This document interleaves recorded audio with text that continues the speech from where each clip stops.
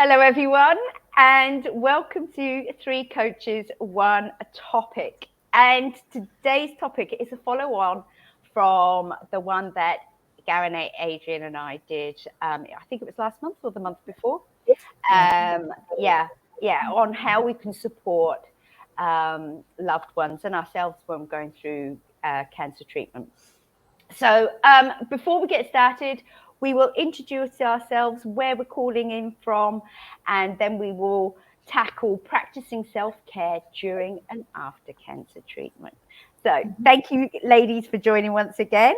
Thank you. And you're welcome. And I will hand you over to Garineh. Garineh. Hello, everyone. My name is Garineh Serpekian. I am board certified health and wellness coach and practice functional medicine and integrative nutrition based in Dubai. I help my clients to really be empowered and take control over their health. So especially those who have chronic illnesses and autoimmune conditions, to really improve their symptoms and overcome the limitations of such conditions. Thank you, Garineh. Thank you. Adrienne. Hi, I nearly said good morning then. It's nice. Depends where you are in the world. But hi, I'm Adrienne and I'm in the UK. I am a solution-centered hypnotherapist, women's wellness coach. Shrink it all down, I'm a women's wellness hypno coach. I do work with men as well, but I work with people all over the world to help them bring their life and their wellness back into balance using a combination of hypnotherapy and life coaching and wellness coaching. Certified life coach and registered hypnotherapist as well. And just through my own experience as somebody living with cancer, I can help others that are going through cancer and also help prevent those that aren't going through cancer from having to go through what we go through as well. Yeah, thank you so much. And you've been on a couple of times, as Garineh is a bit of a regular on this. But Adrienne, you share so much, and I really, really do appreciate you.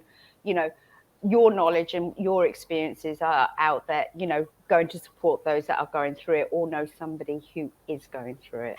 So thank you. Okay, so my name's Donna Burfield. I am the founder of Joy and Purpose Coaching and also a community here in the UAE called Coaches Supporting Coaches. I'm in the process of expanding it to CSC International so we can collaborate with more people in the industry. So I'm really looking forward to that. And the Joy and Purpose is I'm more like a parents coach. So I get to collaborate with the parents on the areas in their lives that they want empowering on. You know how to be a parent. I'm not going to walk you through how to be a parent, but it's balancing your work life, your home life, and who you are, and having that sounding board. So that's something that I love and feel very, very passionate about. Okay, so let's move on because I'm really, really excited about this because we didn't have time to discuss it in our last talk. Some of the things that we're going to be discussing are practical tips, nutrition guidance, alternative care options, mindset techniques, and finding support groups. Before we go forward, though, I'd just like to put a disclaimer out there. We're not medical doctors or healthcare professionals. We are coaches.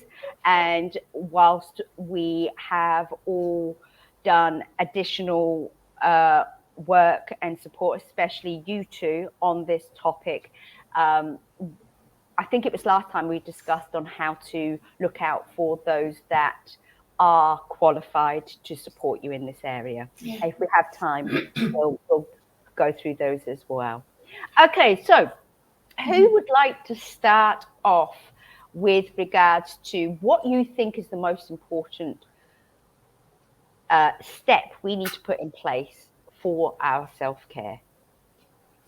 Well, I guess as somebody that's living with cancer, one of the biggest mistakes that I have made early on is not putting myself first and believing that I am some kind of superhero that can do everything, but doing it for the wrong reasons. It's almost the proving that I can do it rather than actually taking that step back and looking after myself. So I think really the main thing that I didn't take into consideration, and I would suggest that everybody that is going through any kind of illness does, is stop, take stock on what exactly is going on in your life. You know, who have you got in your life that is draining you? Who have you got in your life that is supporting you?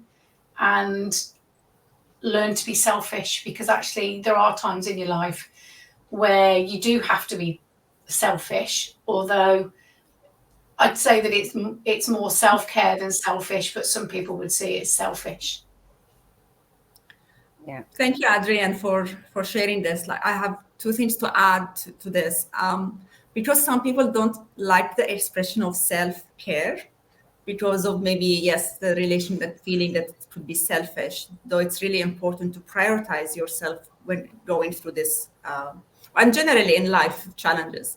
So I thought maybe we could name it some other things, like the listeners, they can choose whatever expression. You could name it my feel-good strategy, my emotional restoration, my mindful maintenance, my inner healing support. So name it whatever you want if you don't like the self-care expression. Yeah, I agree with you completely there, Garineh. And as someone who is at the moment supporting a close family member diagnosed with cancer, we had many conversations, and the idea of accept support, delegate some things was difficult in the beginning. It helped also to have a reference from doctors because I absolutely love the book Life Over Cancer. I recommended that during our talk last time. So I went through the whole book. It's amazing, by Dr. Keith Block. And the first thing the book starts with is choosing your A-team. So you need emotional support. You need practical support. You need informational support, integrative coach, and a strategic planner. And I'd like to go through this so that you understand why you need at least team of 5 to help you going through the cancer treatment. So the emotional support is someone you already have good relationship with, you feel comfort with, you can share, it's safe, non-judgmental to express any feelings you have. This would probably be someone, a close friend or a relative for years. So there's the trust. But in case you don't have that kind of a person, then maybe a life coach could provide that emotional support as needed. The next one is practical support.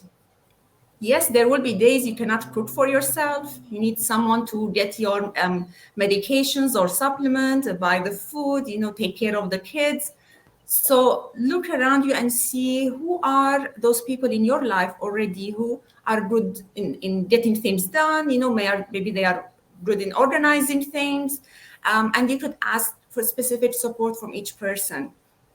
Through my family experience now, we have a few friends are available to drive to the chemo treatments. We have friends who are available to take care of the children while she's going through the treatment.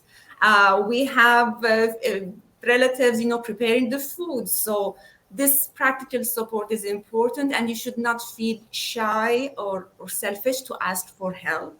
This is very important. Mm-hmm. Third type of support, the informational, information is available online, and there are so many resources. As I mentioned before, choose reliable resources. For example, National Cancer Institute, so cancer.org, you can get a lot of information.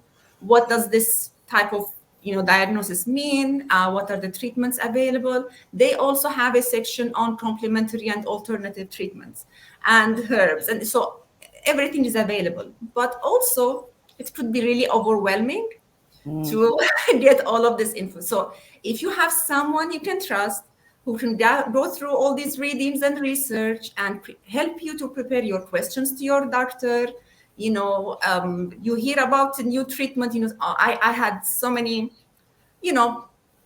friends or family saying, oh yeah, well, my aunt used this treatment for that. I'm like, yes, okay, well, we need to research about it. It doesn't mean it worked for your aunt, it would work for this person.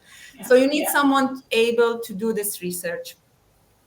An integrative approach is always a good idea, because you need to implement, self-care practices, how eating healthy, exercising, stress management. So all of that, if you have someone in the family to do it, great. If not, again, a wellness coach would be an option. And then the strategic planner, as told in the book, is the doctor, like the integrative doctor, naturopathic doctor, or a physician who would use complementary treatments. They have the knowledge and the experience to use these in addition to whatever conventional treatments you are doing or you have finished. So at least team of 5 would be a great start. It's a village. No, thank you so much for sharing that. And Adrienne, I would love to know where you fall in all of this, and did you have this plan, and who are your go-to people? I didn't have a plan as such. I'm very much, I'll just get my head in the books and I'll start researching. I'm very, in some respects, very impetuous in that if I get an idea in my head, that's it, I'm just off, and I'm down that avenue until I come to a fork in the road and I go, no, we'll go that way next. And when I used to do athletics and I used to run a lot, I'd set a route to go out running, but if I was feeling quite energized, I'd go somewhere completely different. And it's the same when I used to go on my walks, I'd just go all over the place. And I've been a little bit like that with much of my treatment, really, in that I've picked a book up, I've read it, it's taken me down one avenue, which then has given me a branch to go down another avenue. And it's been like Spaghetti Junction, which is a motorway in the UK, which is all over the place. And I've just been down that many rabbit holes over the last 3 years. And I think that's probably why I am where I am, because I have learned so much. I'm very fortunate that I've got a very tight-knit group of friends. Strange, for years and years and years, I used to be really envious of people that got these massive friendship groups. I'm like, well, I haven't got all of these friends. But what I've learned is you don't need all of these friends. You need the people that you can rely on. And I have got this network of friends that I know that I've only got to drop them a text and they're here in a shot. I won't tell you what one of my friends called me last week because I was absolutely worn out. And I said to her, the problem is, sometimes I feel like a fraud because I don't look ill. You can't see that I'm living with cancer. So in my mind, I need to just get on with life and do everything. So at the beginning of the month, I'd worked 5 days in a row, back to back, and done an event. I'd spent 5 hours in the garden, digging, weeding, shifting slabs, building walls. Then I had, in one day, estrogen injections, which are needles that big into my backside, 2 of them, bone strengthening injections and mistletoe therapy. And then I went to an exercise class on the night time. And I just haven't been right all month. Now, I don't know whether it's because of the injections or whether it's because I completely overdid it. But when I talk to my friends about it, they are very brutally honest with me. And I think you need that with your support network. You can't have people pussyfooting around. Yes, sometimes you need the cotton wool, but you need people to be honest with you and say, look, stop being such a... and just rest. You're not a superhero. You don't have to be a superhero. So, going back to what Garineh said about your support network, having the right people around you is so important. And as I say, I've been very lucky. I have got, as I say, a close network of friends around me that are amazing. And my husband is, I'm very, very lucky. I am very aware that not everybody is as lucky as me. I know people who have gone into hospital for surgery and have been in a relationship, and the husband or the partner hasn't even gone in to see them, and then they've discovered that actually they've been off seeing somebody else.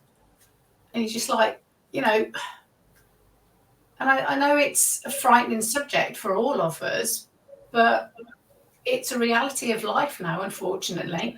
1 in 2 people are affected by cancer. So, you know, we just have to accept that that's the way of life, and we've got more tools now to deal with it. So rather than people shying away and running off in the other direction because they haven't got the balls to deal with it, kind of get a grip and sorry. No,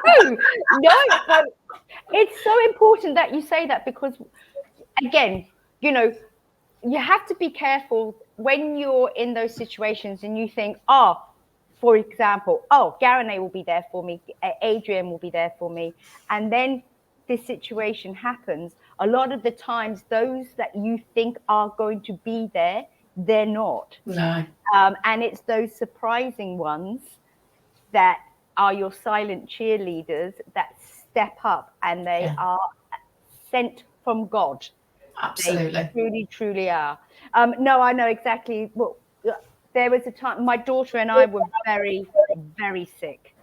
Lauren was being tested for leukemia. I was being tested for something else, liver and kidney failure.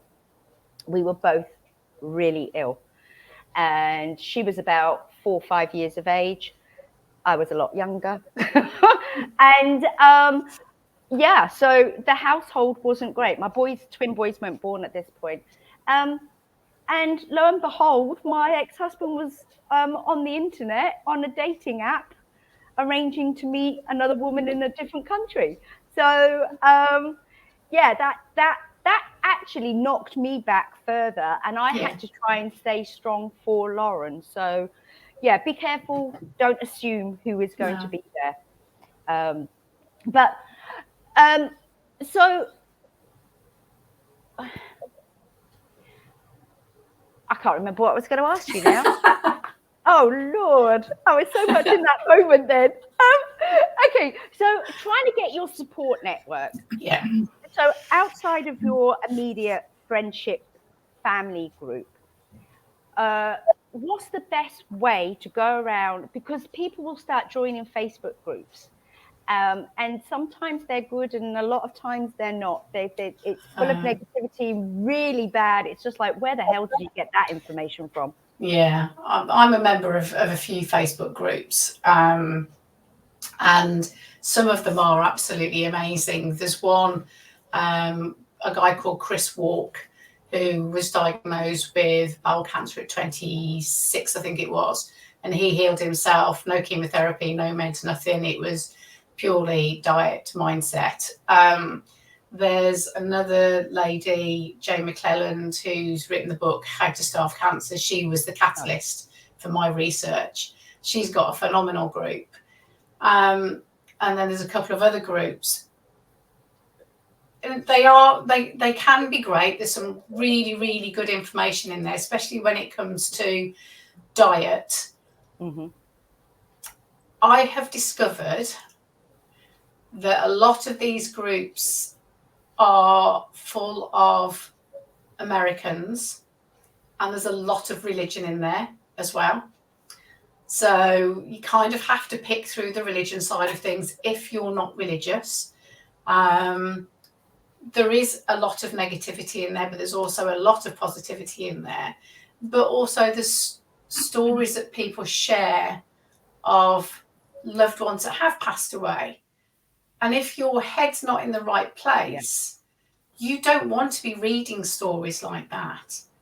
And I found quite early on that I had to step back from a lot of groups because it was very much doom and gloom and negativity, and it was just pulling me down.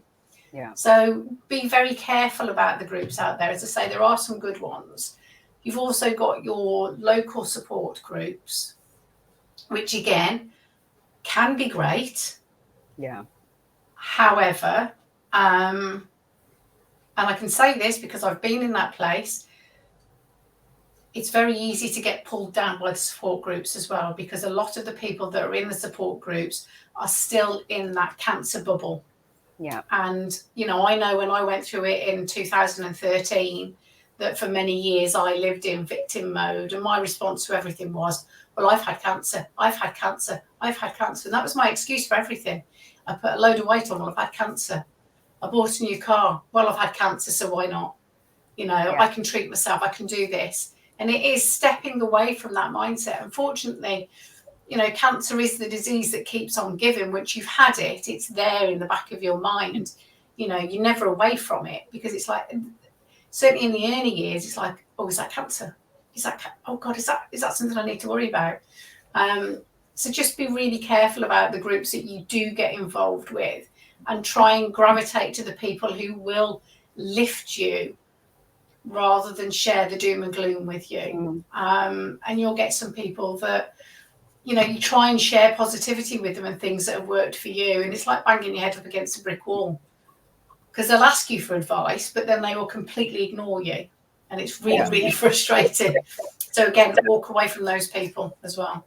Yeah, and this is why I'm interested in you, Garineh, because you're a functional medicine health coach, and I was wondering, do you have you know, like Facebook groups or something that's available for the general public who may be, you know, struggling with an autoimmune disease or a chronic disease or what have you, to reach out and get some bona fide advice and information? At the moment, no. There are so many Facebook groups, usually started by those who experience certain situation. It's difficult to maintain Facebook groups. It's very challenging. Really? I wouldn't know about that one, Garineh. It is. So I don't know if Facebook group is the best approach. I know a local group for women which been running for over 10 years, and they have subgroups. So those who are newly diagnosed are grouped together. So they are going through the same phase, and they have someone experienced, and there are some also even health coaches who would support them in that stage. They don't like to mix different stages together, because someone might be at the end, negative outcome close by, expecting what, you know, end of life, where there are others who went through it and they are fine and they are happy, and then there are new ones who are absolutely overwhelmed and confused, and they don't even know if feeling the nausea, is this normal, not normal, do I rush to the ER or not? So they have subgroups depending on where you are through this phases and the treatments. So if anyone needs it, please feel free to reach out, and I will put you in connection with the admin there. And this is for women. I don't know about men's support groups. Yeah, I'm having to. I'm a woman, but I have to say, wellness is geared so much more to women than it is to men. You know, just trying to find that information and those people who are out there is so much harder. So if I can invite both of you after, when this is aired, in the links, could you please put any relevant information in there, so then people can keep on referring, you know, to it. And obviously you guys will be tagged, so people can reach out to you through that as well. But I think that would be great. And if anybody out there does know of reputable, good support groups for men going through cancer, I'd really appreciate if you could just drop a link in there, or even reach out to me as well. So yeah, thank you. Okay, can we hit on quickly some health tips? What are your superfoods that you should be looking out for? I know when you're going through the treatment, obviously your digestive system is impacted a lot.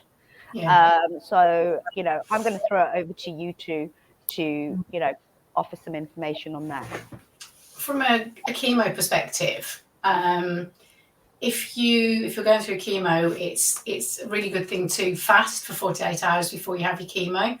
So there is literally nothing else in the digestive system. So when the chemo hits the body, it is literally going straight to any cancerous tumours that are in there, and it's just going to absolutely blast them.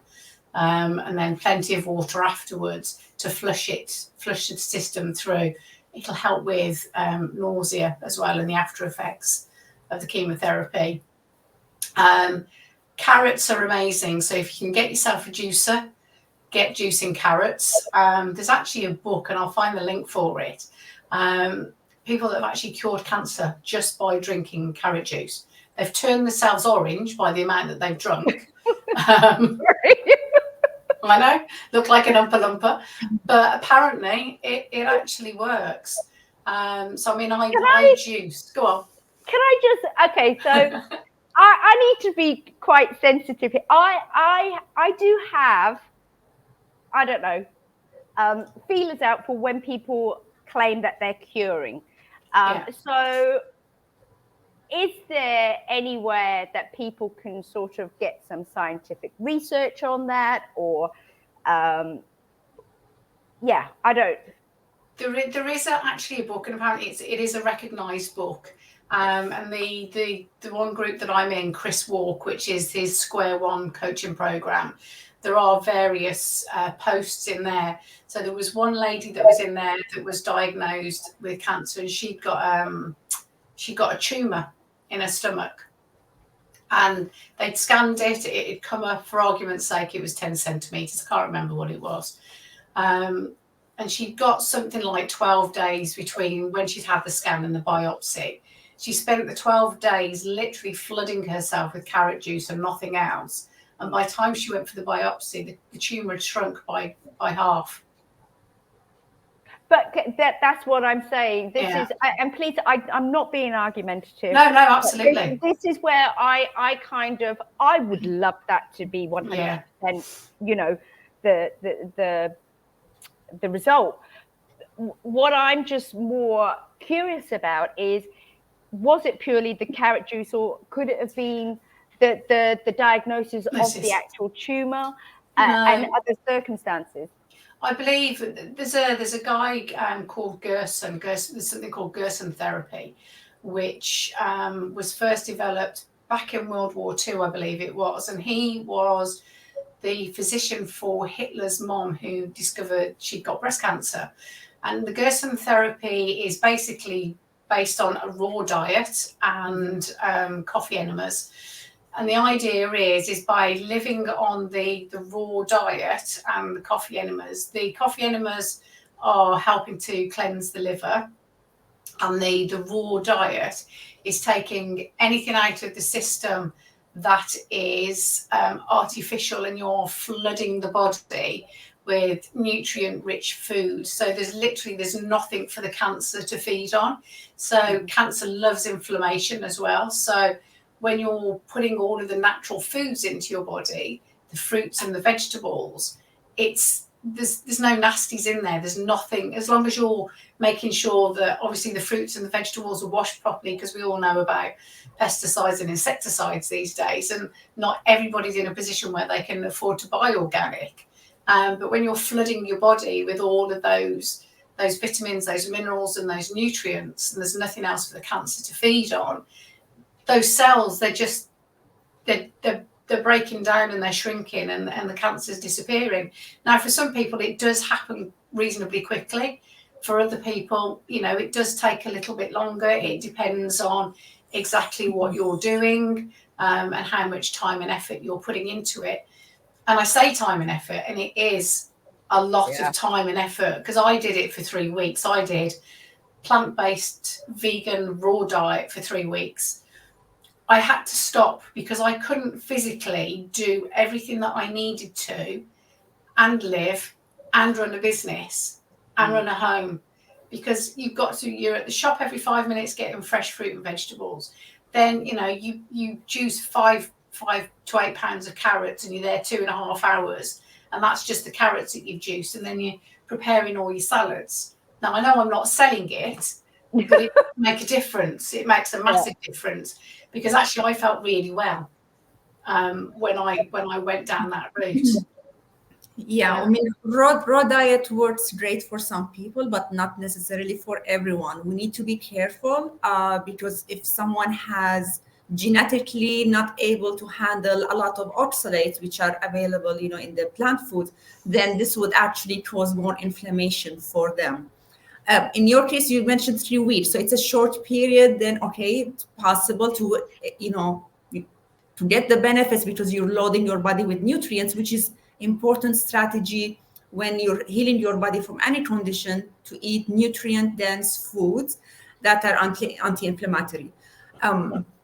I would personally prefer to go into a balanced type of eating, emitting anything inflammatory, but not necessarily go raw food, or you can try it for some time, but monitor your symptoms. If you're not feeling great, then stop. You don't have to push through certain way of eating because that was recommended by someone. So it may work, but not for everyone. No, and this is it. And this is why I swapped over, because, Chris Walk recommendation is 3 months of raw eating, and some people continue it for 2 years. And again, this is one of the Facebook groups that I'm in, and I kind of stepped away from. I pick up elements of recipes. I think, well, that's a good idea. But it's like Garineh said, at the end of the day, we are all individual. Our makeup is very different. Yeah. And whilst, yes, I did 3 weeks of the raw diet, I know that for me, it's not the right thing to do 100% of the time. I need that balance, and they're talking, I'd said about being concerned about losing too much weight, because I'm lighter now than I've actually been since I was 20. After my cancer first time around, I went up to 12 stone.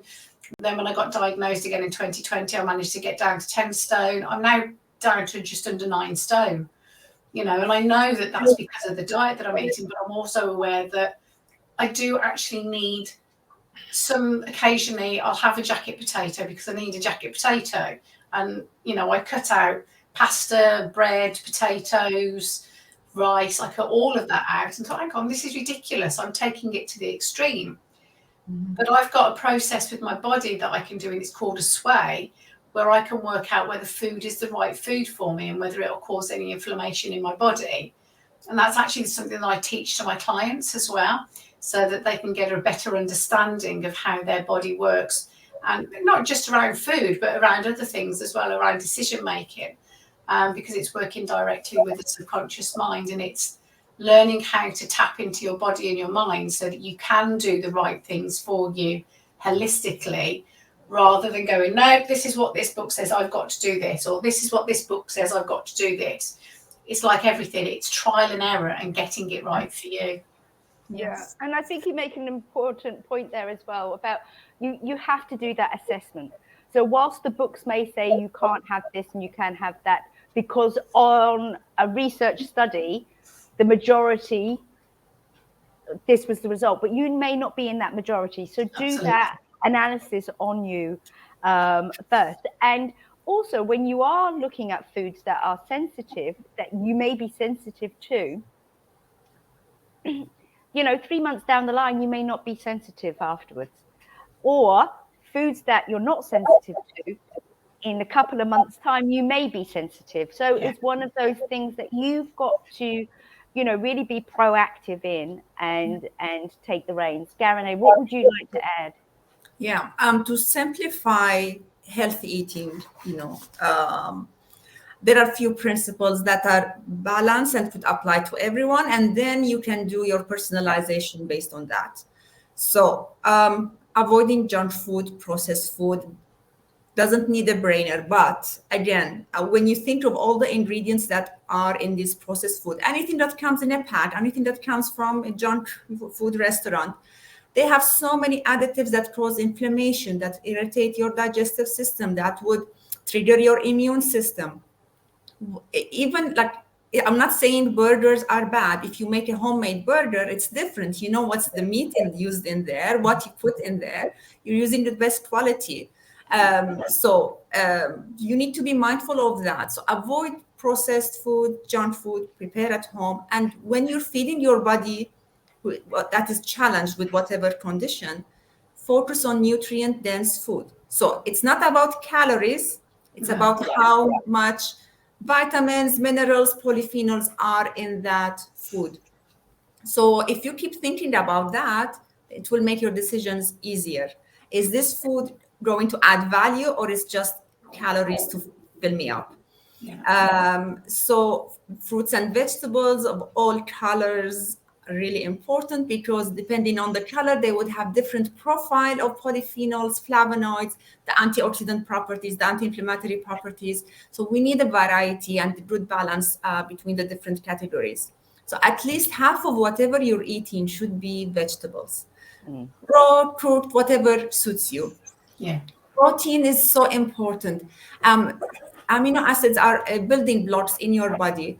And I know when you're going through treatment, you don't have big appetite, you're not feeling your best. So, chicken and fish are good options. You could use chickpeas and lentils as plant-based. Avoiding red meat generally better through this certain time of trying to heal your body. But you have many other alternatives. It's important at least quarter of what you're eating is quality protein, plus also always healthy fats, super important. And then the starch, like you don't need to deprive yourself from any starchy carbs, but choose whole grains, not bread and pasta. Yeah. It makes a big difference in your body. How the cascade of biochemical processes that happen, and how quickly they turn into sugar, and that would lead to oxidative damage and inflammation. We don't want to overburden the body. We want to give it nourishment it needs to heal itself. Yeah, if you care for your body will care for you. So Absolutely. yeah. Okay, so I want to have a look at some alternative care options here. And as I said last time, Adrienne, you gave us a few little teasers, but we didn't have time to dig a little bit deeper. So you mentioned one again today about the mistletoe treatment. I don't know if you've heard of these, Garineh. So this might be a nice little learning experience for both of us. Yes. Yeah, so the mistletoe therapy has actually been used since about 1920. There are mistletoe farms all over Germany. And in Germany, I think 60% of people going through chemotherapy actually have mistletoe treatment alongside their chemo. So the way that the mistletoe works, and it's not every single berry, I think the ash berry is the most potent one when it comes to most cancers. They obviously extract the juice from it. And you can either have it so that it's injected straight into the tumours. You can have IV, or you can have it so that it's a subcutaneous injection. I started off by having it intravenously, so I had 2 weeks worth of treatment, and they slowly build up the amount that you're having. And what they're doing is they're actually kickstarting your immune system. So they're looking to create a temperature within the body. But obviously they don't want to do too much in one go, because in case of any obviously allergic reaction to it.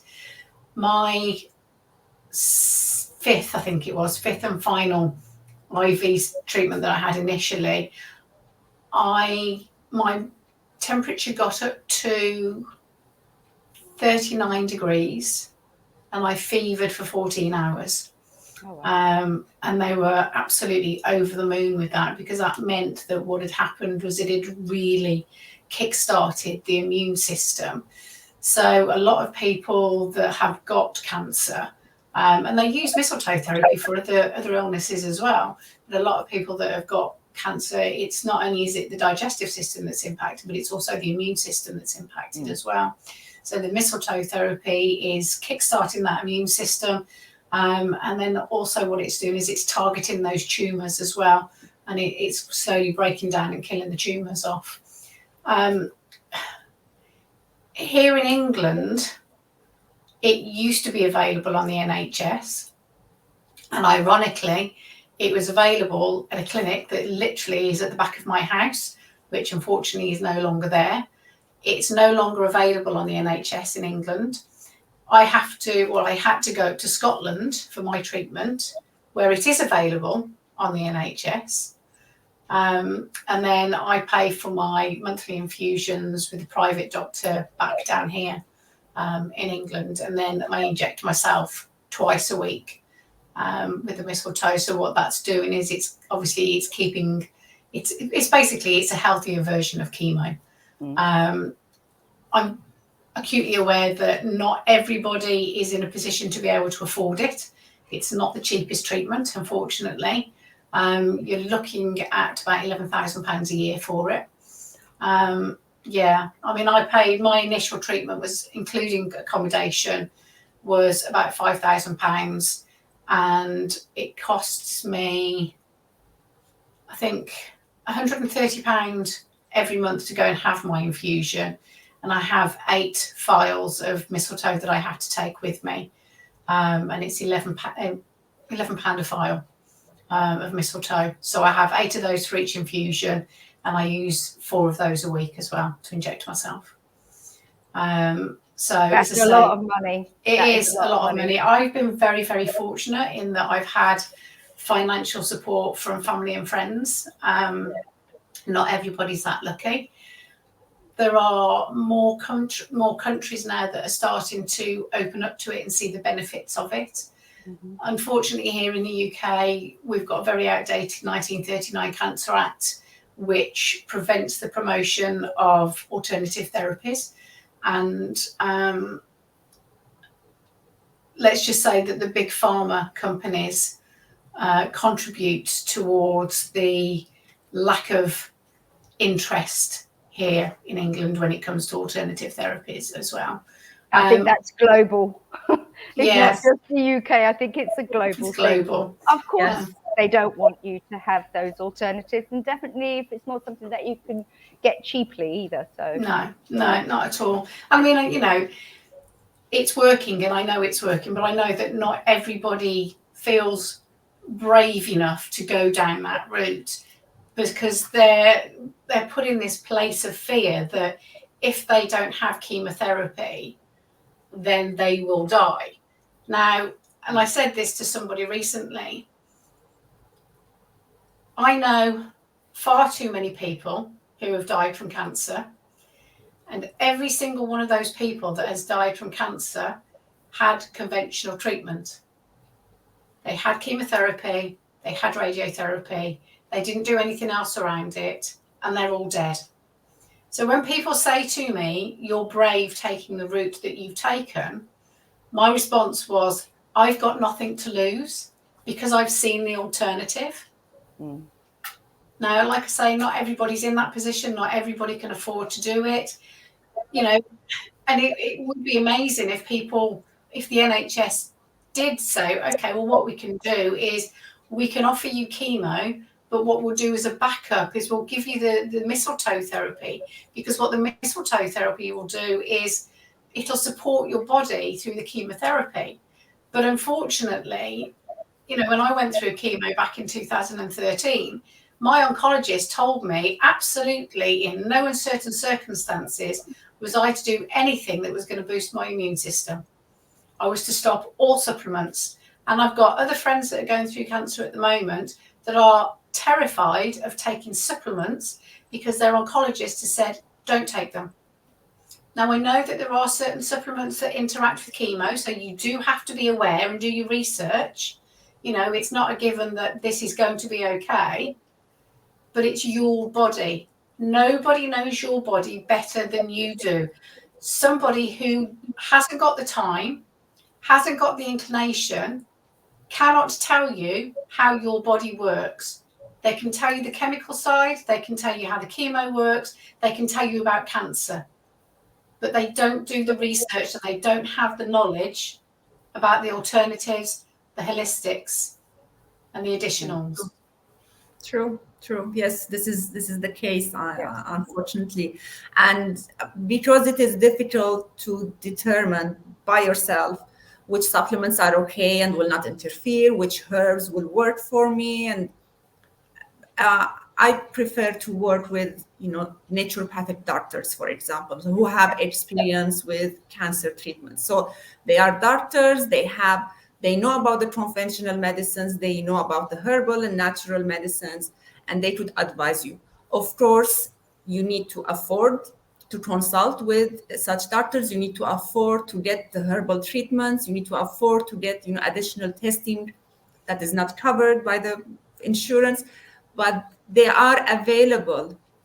So, and you can start and then do your own research, continue based on that. But, it's good to have consultation with someone experienced. But absolutely, you cannot take advice about food, nutrition, herbs, supplements from someone with all due respect to everything they know, but they don't know about this part. And they cannot really advise you on it. No. Yeah, you do need that combination. And also, unfortunately, and I know this is the same in lots of countries in the world, but like with the UK, it is very difficult. If you've been assigned or you've got your doctor's clinic near you, you get what you're given kind of thing, unless you're prepared to travel and to pay. And, a lot of the times this is not an option. No. It's not a will of mind or trying to get more money. This is just not an option. So it's about getting that information and what questions to ask the doctor as well.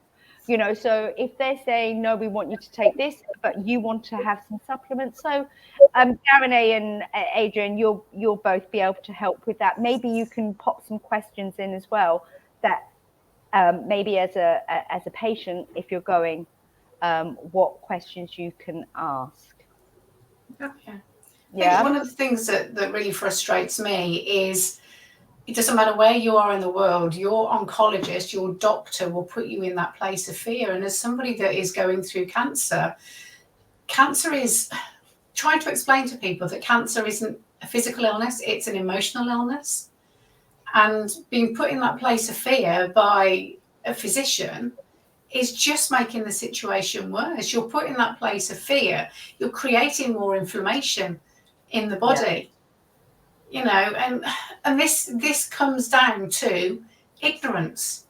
And I know you're already in that place of fear. I mean, absolutely. Straight away, you're in that place of fear. Then you're having these conflicting emotions and stuff, because the doctor is the one that you respect. All of us since children, the doctors kind of been put on a bit of a pedestal. They know more there and so forth. So you're going to be fearful. Then you're meant to be taking advice from this person who is a lot more knowledgeable in this area than you. So, it's very hard to stand up for yourself. Yeah, it is. And it's sad to see, because I have so many people that reach out to me because of what I've gone through and because of the research that I've done and because of my own journey. And you can just see the fear in their face, hear the fear in their voice. Even if it's a text message that's sent, you can hear the fear, and they just say to you, I am so frightened, and trying to explain to people that actually cancer doesn't need to be a death sentence. Yeah. But when you go onto a chemotherapy ward and they're doling out cakes, biscuits, chocolates, sweets, fizzy drinks, sandwiches, it's like, get a grip. Yeah. I went onto an oncology ward recently, and they told me that my phosphates were low, and I'd said they said, if you go online, just Google what food you need. And I said, well, I eat most of them anyway. And they said, it's just a shame that it's not cake and chocolate and biscuits. And I said, yeah, but they're all the things that cause inflammation in your body that then feeds onto the cancer. And the response I got was, well, that's what they say. And I'm like, you're a nurse. You are a nurse. But, I'm very lucky. My oncology ward are amazing, and there's some really lovely, lovely nurses on there, and they've always looked after me. But not a single one of them had ever heard of mistletoe therapy. So, of course, bit by bit, I've been educating them when I go in there. And I've got one nurse that does my injections, and she's really lovely. And every time I walk in, she says, you look amazing. She said, you are literally sparkling. What are you doing? And it's all because of the diet and the exercise. And yes, okay, I do overdo it at times, and I have overdone it over the last month, so I've had to rein myself in. But because I take care of myself, that's why I look the way that I do. Yeah. Because it's, I put that time and effort in, I get the right food into my body. I've got a good bedtime routine. I've got all my supplements that I take. I juice. I've got a balanced diet. Occasionally, if I fancy a piece of cake, I'll go stuff it, and I will have a piece of cake and stop beating myself up about it. You know, I've got a water filter that filters the crap out of everything. I don't buy milk off the shelf anymore. I make my own almond milk, so I know what's in it. Yeah. And it's all little things like that that make all the difference. I do exercise, but I don't go over the top with my exercise. You know I should exercise every day, but it's about my life and my balance, you know, getting what's right for me. And the more that we can get that message out to people and people understand that, rather than people going, I've got cancer, I can't do anything, which is where I went to like 10 years ago. It's like, no, you've got cancer. Get out there and do it. Go and live your life. Yeah. Get the right diet inside you. But you are the one, Adrienne. This is the point. It is about you taking the driving, you getting into the driving seat and running with it. Because if you're sitting back and saying, well, I've got cancer, and expecting other people to come with all the solutions, you're not going to progress. And this is where the mindset gets in. So before we sign off, I would love to hear some of your top tips for promoting that self-worth, that's, you know, that purposeful intentions of helping yourself. For me, I was very much clutching at straws initially, just trying different things that work for me. I journal. Journaling is incredibly important. You don't have to overcomplicate it. I write down what food I've had during the day. I write down how the food's made me feel. I write down whether I'm tired, what my sleep's been like, what supplements I've had, whether it's been a good day or a bad day. Anything that's happened, and then I write my 3 gratitudes down. I always go to bed on 3 gratitudes because it's important. You go to bed with a positive mindset, you wake up with a positive mindset. You know, I use Hypno. I've got Hypnos that I've recorded that I sit and I listen to. I've got positive affirmations that I've written down and I've recorded and I play back to myself. I've got an affirmation that I read on a daily basis. Read the right books, watch the right programs, laugh lots. Stop watching all the dramas. Stop watching all the stuff that makes you cry for the wrong reasons. Stop watching all the guns and goodness knows what else. Put something stupid on and laugh. We've just been watching Superstore on Netflix. It's hilarious. It's stupid, but it's hilarious. But you're laughing, so you're boosting the serotonin levels. And when you're boosting the serotonin levels, you're reducing your stress levels. Anything to reduce the stress levels. So, Garineh. Yes, 100%. I only watch things that would make me laugh. I don't want that stress, because people are not aware. They would say, I'm enjoying whatever the drama or the action movie they are saying, but subconsciously they are stressed. They don't realize it. And this will have physical impact and physical changes in their body. So it's important to be mindful of what you're reading, what you're listening to, what you're watching, even the music. You choose music that uplifts you and makes you happy and makes you want to move your body. This is important. And journaling is great. And I know on some days maybe you don't feel like writing anything, but just keep the habit. And it would even use emojis, you know, today was a good day, just happy face, sad day, whatever. Put an emoji and yes, use that.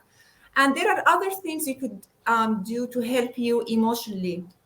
Medical reflexology, acupuncture, you know, they really help you to balance your nervous system, put you in that parasympathetic mode. So you're resting, you're digesting, you're healing your body. And they are available. I'm sure you could find a good acupuncturist or a medical reflexologist in your area. So these are 2 things I would highly recommend to use. And also water. Just if you could go to the pool, go to the beach, I know it's different in the UK than it is to Dubai because the water is glorious here at the moment. Yeah, I've got the River Severn that runs through my town, so that I've got some water. No, but I mean, even if you're just going to go in the bath, yeah, it is that, and light some candles, have a little bit of music on. But it's funny when you were talking about the stressful TV. I love cooking shows, and I watched. I've never watched them before, but I decided to watch some Hell's Kitchen. okay. Oh my gosh, I was so stressed afterwards.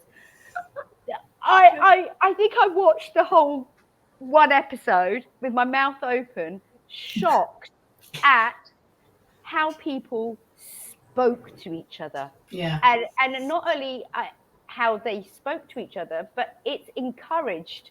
And I know the whole of America is not like this, but it doesn't do them any favors in these shows. I was like, are you kidding me? You would talk to no. And then I watched Australian MasterChef. Oh my gosh, it's like two worlds apart. Oh, really? Calm. They're giving each other high fives. They're being so nice. I can help you with that. And I was just like, this feels good. I like this. I was crying watching when somebody got kicked out and everything. But anyway, back onto mindset. I have got an article that is going to be accompanying this, and a lot of the stuff that you guys have mentioned is in there. One thing that I am going to be adding is I've done a Wheel of Life, but I've designed it for self-care, going through cancer treatments and stuff. So some of those topics that we've just discussed, you can go through and look, where are you now and where is your desired state? And it's going to ask you for 5 small steps that it's going to help you. So it's going to be very, very simple. It's going to be laid out. And those 5 steps, don't think of massive goals. It could be literally having a shower that morning, or sending an emoji or a text message to somebody. Start off small. If it's going to move you forward, if it's going to make you feel good, empower you, put a smile on your face, then do it. If it's giving you that resistance, then, Yeah. One of the things that I didn't mention and I should have mentioned was visualization. So I've got a photograph on my phone from 16 years ago where it's my absolute favorite photograph of me. And I'm fit, I'm healthy, and it's where you would want your health to be absolutely. And I've got that photo on my phone, and I look at that phone every day because I can see myself getting back there and heading in that direction. So, find that picture of you where you were the fittest and the healthiest that you were, a time where you felt happy in your own skin, where you felt confident and comfortable, and put it somewhere and look at it every day, because the brain doesn't know the difference between visualizing something and physically doing something. So if it's seeing that image every day, it's thinking, well, I'm there. I am there. Well, top tip for that one, put it in your bathroom on the mirror. And then when you wake up in the morning or last thing at night, you look at it, smile, give it a high five. Taking the high five away from Mel Robbins. I thought that was brilliant what she said. But do that. Because then you're acknowledging yourself. You're acknowledging that time where your mind, body and soul were in a good place. Yeah. And touch that picture. So absolutely. Yeah, great. Okay, ladies, we're going to have to sign off. Do any of you have any last thing that you would like to share? No, I think my brain is now empty.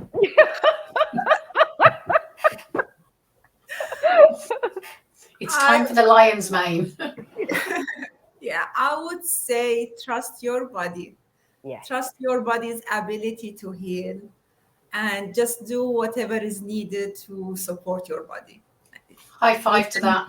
Yeah, Exactly. Well done. Okay. And if you're watching the replay, please, if you have any questions, just pop them in the comment section. As I said, Garineh and Adrienne will add some stuff in there as well that we talked about today.